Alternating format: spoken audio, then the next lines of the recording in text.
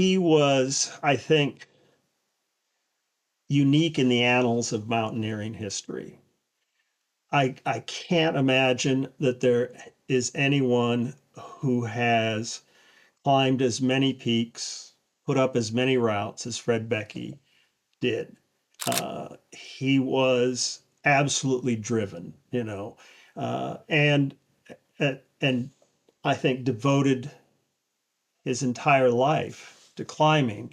Everything he did was in in a way to support his next climbing expedition, and he managed to get out in the mountains, to push forward. You've seen the movie Dirtbag?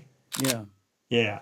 So, it was as if there was he had this focus that some might call laser focus, others might call tunnel vision, but he was going to do whatever it is he set out to do and would do whatever it took to get that done.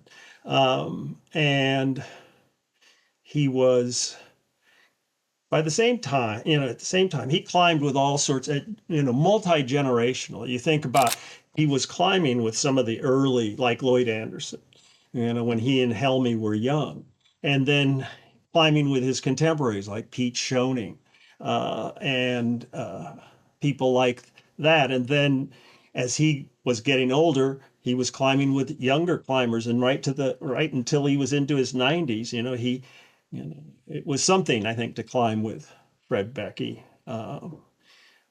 He was also elusive. I think he was a hard person to know. And I'm sure there are people who can honestly say, I really knew Fred Beckey. Maybe. I don't know.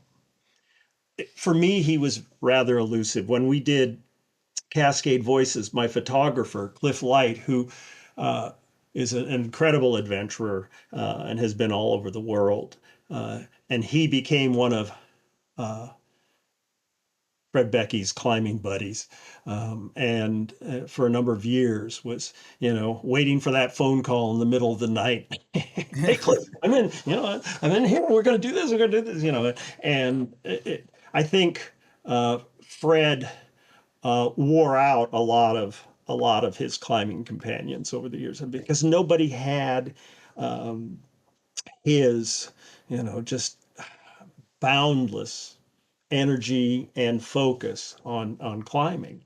They just didn't. Um, but so when we were writing the book, of course, we needed to have a conversation with Fred Beckey, and I was getting all these other people, great people, not Fred Beckey, and I was thinking, how in God's name am I going to get this? And so one day Cliff came back from a trip with Fred and said, I got you an interview. And what he'd done is he turned on his tape recorder while they were driving to a climb, and and got a decent interview. Mhm. Cliff was a great photographer. He wasn't as, he didn't ask the questions that I would have asked, or all the questions. But I Right. thought, oh, we got something decent here.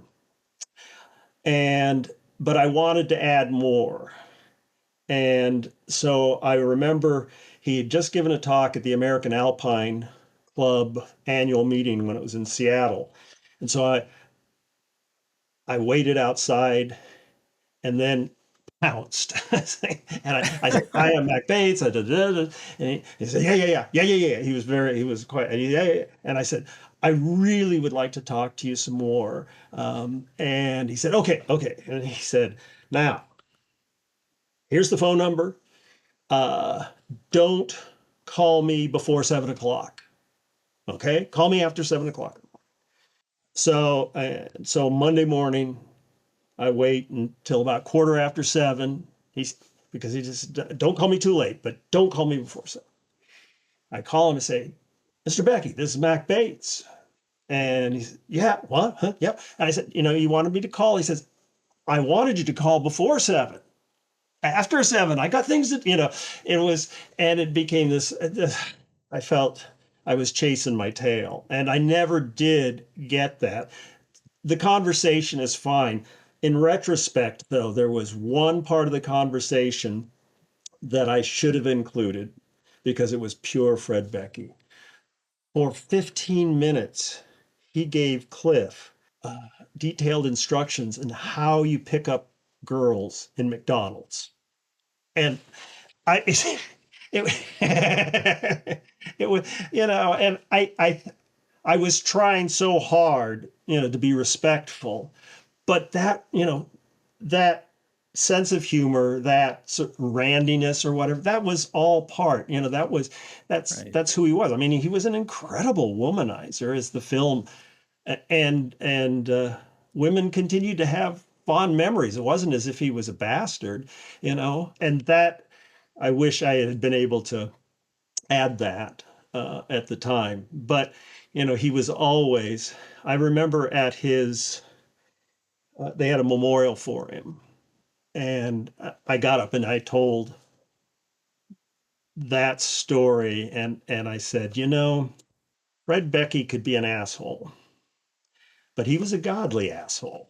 I mean, he was not quite of this world. He was absolutely, there was nobody like Fred Beckey.